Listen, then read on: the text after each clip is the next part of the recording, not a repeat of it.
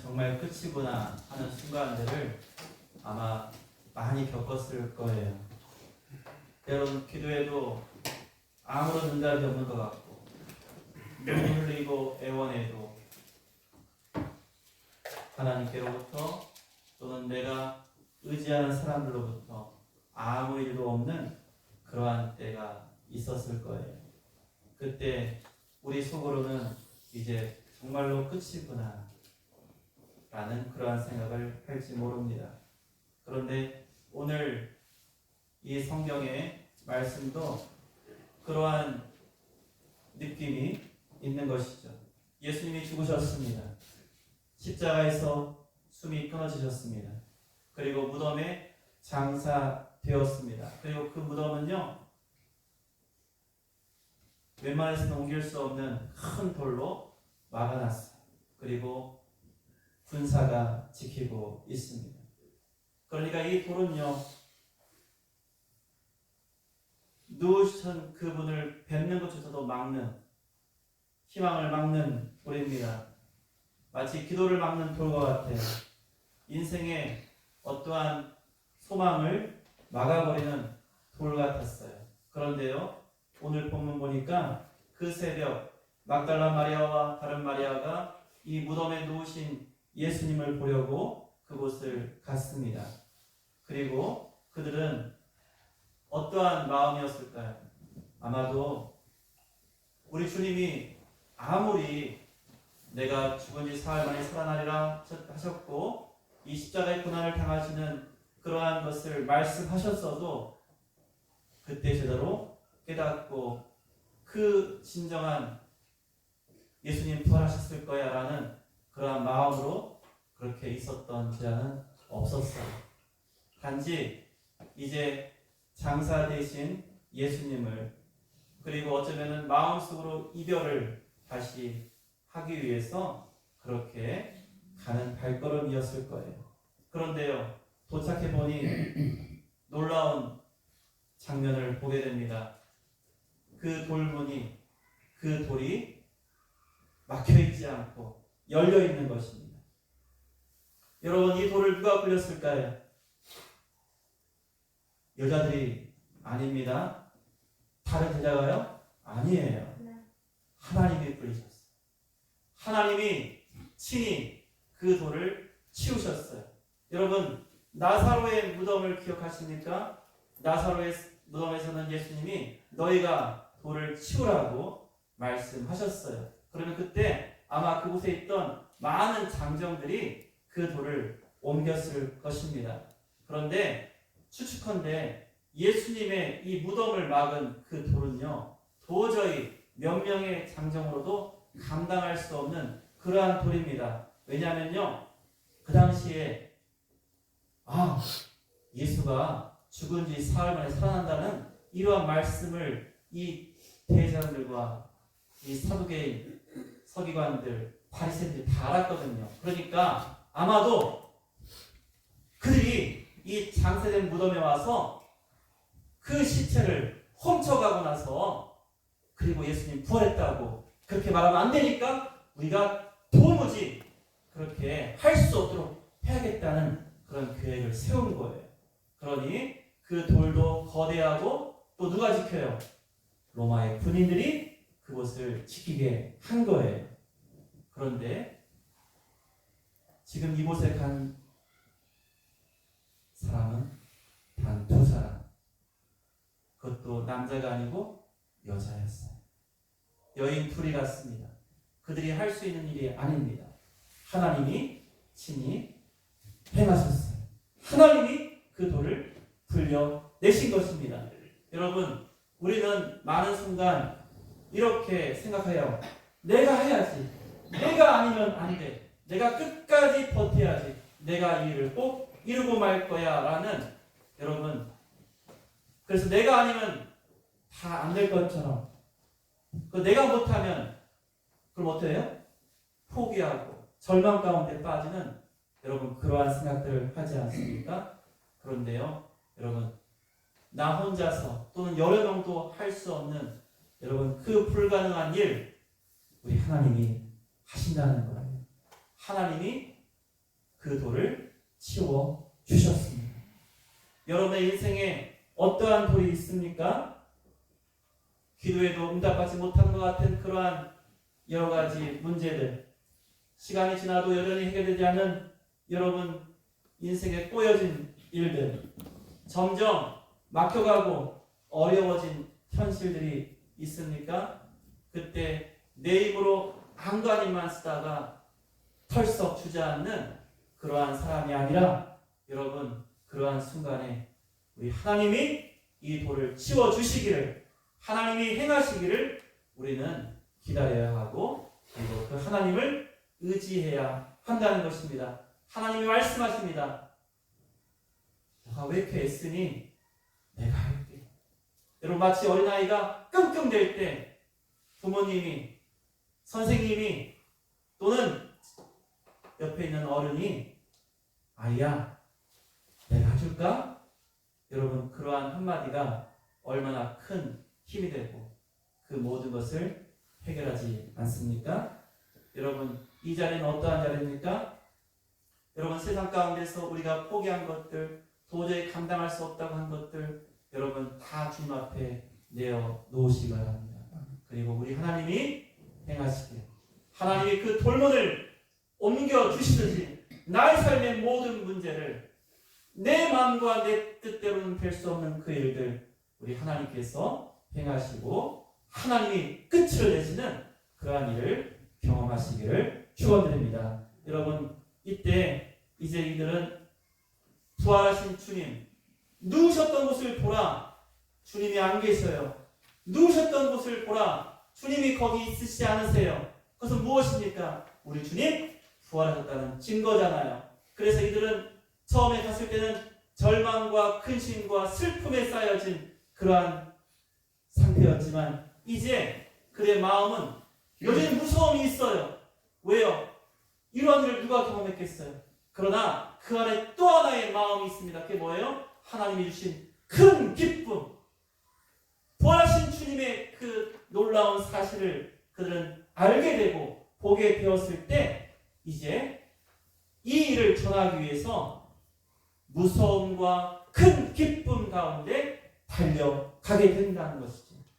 여러분 이것이 부활의 능력이었어요. 여러분 부활은요 어떠한 다른 상황이 바뀐 것이 아니에요. 여전히 이스라엘은 로마가 지배합니다. 예수님을 십자가에 못 박게 했던 대제사장들은요 여전히 기세등등합니다. 여전히 힘이 있어요.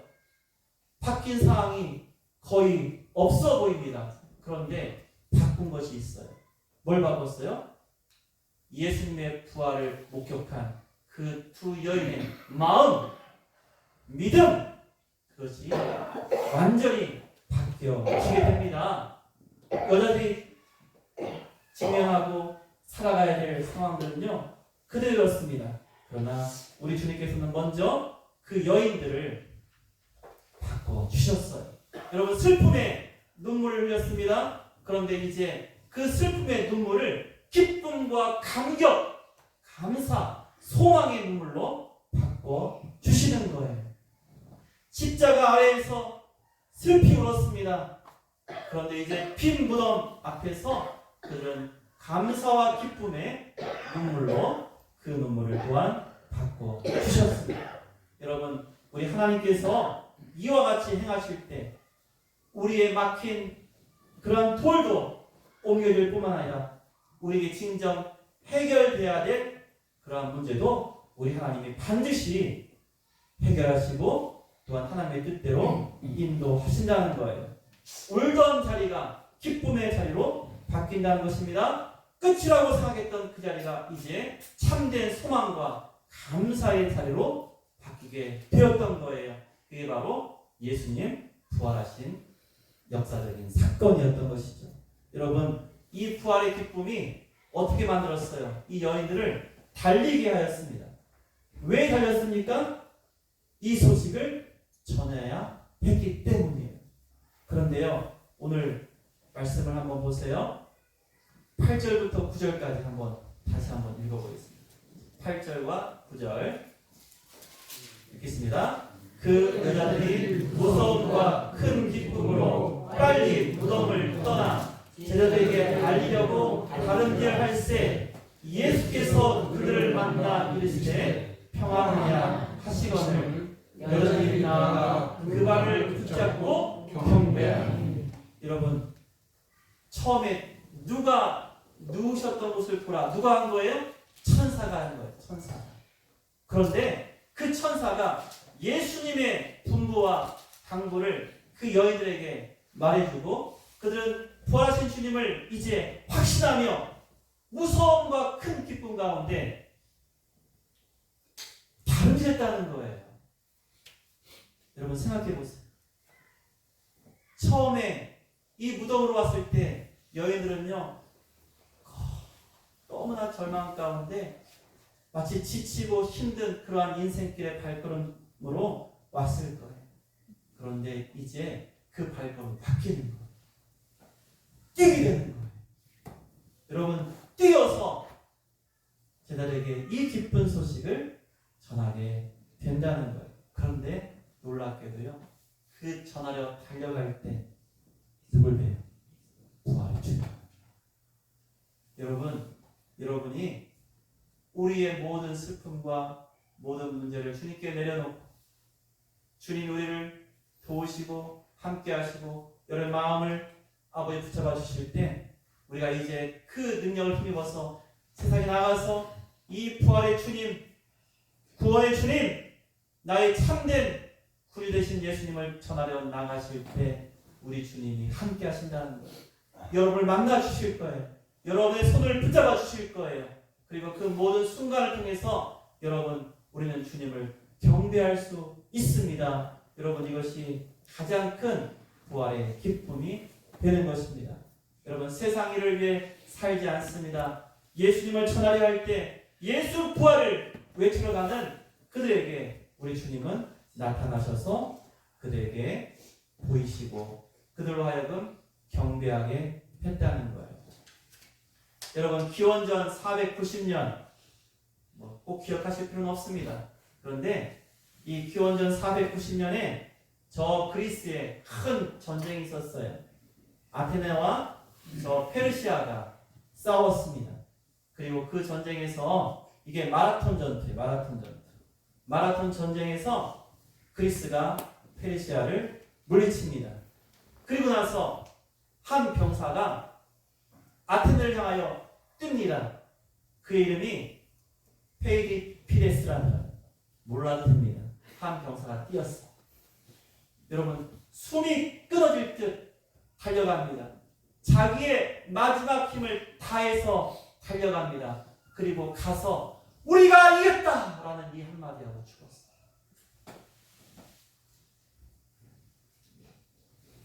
우리가 이겼다! 그 모든 성에 있던 사람들은요, 뭘 지금 기다려요? 승리의 소식을 기다리는 거예요. 여러분, 이 세상의 절망 가운데 죽어가는 사람들에게 우리가 전해야 될 소식이 뭡니까? 예수 부활하셨다. 예수 부활하셨다. 그 부활의 능력이 우리를 살리신다. 그 부활의 능력이 우리에게 참된 소망이 되고 우리가 이 땅을 승리케 한다는 그 놀라운 소식 여러분 우리도 전해야 되겠습니다. 여러분 그 한 병사가 그렇게 달려가서 외쳤던 그것이 기념해서 지금 마라톤을 경기를 하는 거예요. 인간의 한계를 시험합니다. 여러분 그때 그 병사는 체계적으로 훈련받아서 한 게 아니에요. 단 한 가지 목적. 이 놀라운 승리의 소식을 전하여 여러분 그렇게 자기 생명과 그 소식을 맞바꿀 때 여러분 그들은 이 병사를 기억합니다. 그리고 오늘날도 그것을 경기로 이렇게 치르게 되는 거예요. 우리가 이 땅을 살아갈 때 우리 주님의 그 부활의 놀라운 소식을 전할 때 여러분 누가 기억하세요? 우리 하나님이 기억하시고 우리 하나님께서 어쩌면은 우리를 통해서 하나님의 놀라운 구원의 소식이 전해질 때 오늘 이와 같이 두 여인을 만나신 것처럼 우리를 만나주실 뿐만 아니라 여러분에게 힘주셔서 많은 사람을 주께로 인도하는 놀라운 은혜를 우리를 통해서 이루실 것입니다. 그래서 우리는 가만히 있을 수 없는 것입니다. 여러분의 가정에 자녀, 이웃, 내 친구들에게 이 소식이 흘러가야 하는 것입니다. 그러니 예배 끝나고 요 이때 달려갈까요? 여러분, 우리의 마음이 이제 그냥 가만히 멈춰 있으면 안 된다는 거예요. 우리 주님의 그 부활의 능력과 그 놀라운 사실을 우리는 이제 전해야 한다는 것입니다. 여러분, 예수님의 빈무덤은 말합니다. 끝난 것이 아니야. 이제 시작이야. 예수의 부활의 능력과 그 생명이 우리를 살리시고 우리로 하여금 이제 부활의 증인으로 살게 하십니다. 그리고 예수의 부활은 이제 우리에게 또한 역사합니다. 여러분, 우리도 주안에 잠들면 다시 부활하게 됩니다. 그리고 살아서 예수를 믿는 자들은 영원히 죽지 않는 그런 영광을 우리에게 허락하십니다. 그리고 우리에게 말합니다. 두려워하지 말라고 하십니다. 여러분 인생에 아직도 돌이 있습니까? 걱정하지 마세요. 하나님이 불려주실 거예요. 하나님이 치워주실 거예요. 그래서 여러분의 슬픔의 눈물이 기쁨으로 바뀌는 그 일을 여러분 경험하실 뿐만 아니라 이제 정말 기쁨으로 예수 부활의 그 놀라운 사실을 전하시는 우리 모두가 되시기를 예수님의 이름으로 축원드립니다. 이 시간 우리가 함께 찬양하며 예배를 마무리하고자 합니다. 우리 여러분 단톡방에 올려드린 찬양이 있고요. 주님 다시 오실 때까지 찬양을 우리 함께 찬양하겠습니다.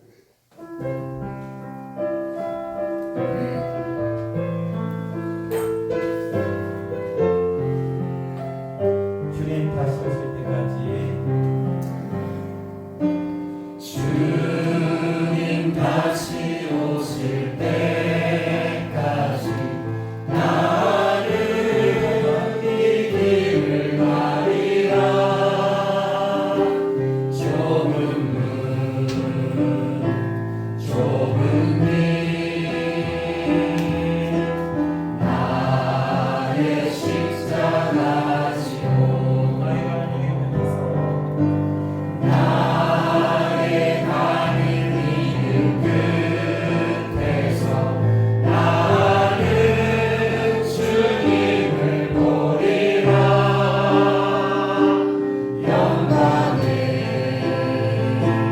내 주님 나를 맞아주시니